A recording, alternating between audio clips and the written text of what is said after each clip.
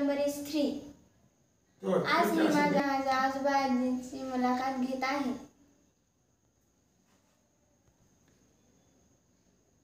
तुमचा जन्म कुठे झाला? गंगावाडी.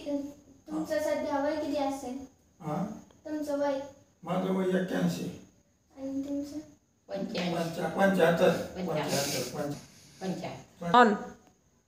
तुमचा जन्म स्वातंत्र्य व्हायच्या आधी झाला का नंतर झाला? माझं 45ला स्वातंत्र्य व्हायच्या अगोदर. आणि तुमचं? नंतर. आपल्या घरात कोणी स्वातंत्र्य लढ्यात होतं का?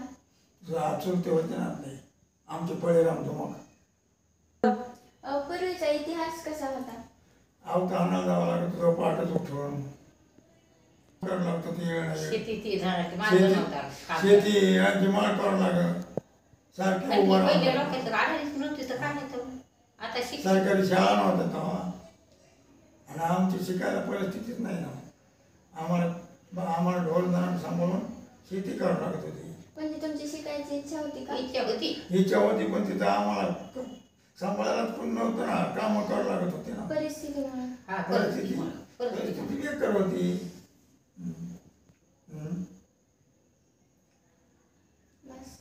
आजोबा तुम्ही इतके हुशार असताना पण डॉक्टर का नाही बनला? आमची परिस्थिती तशी नव्हती, खूप परिस्थिती होती, आणि काम होते की केल्याशिवाय भागत नव्हतं. शेतामध्ये काम करावं लागत होतं. आमचे मुलं शिकले.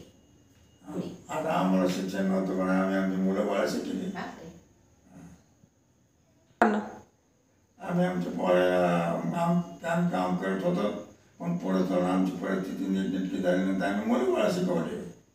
तर त्यांना शाळा सरकारी तेव्हा नव्हत्या, नंतर शाळा झाल्या. आता मुलं आमचे डॉक्टर झाले असं म्हणायचं काय? शेतीमध्ये फार कष्ट केले. 3 वाजल्यापासून रानात जावं लागत होतं. बैल ढोर चारून अवतं करावं लागत होती.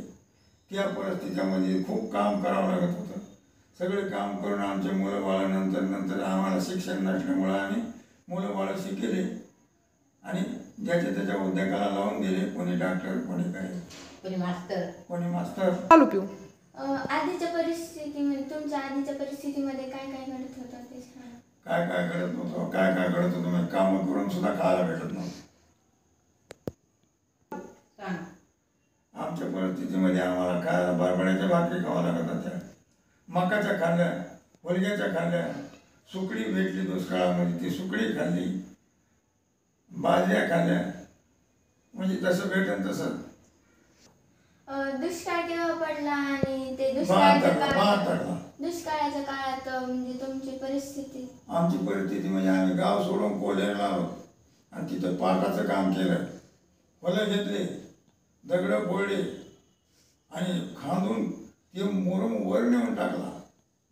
इतके कष्ट केले, सारखे उभेच होतो. तुमच्या आधीच्या काळात आणि आत्ताच्या काळात काय फरक?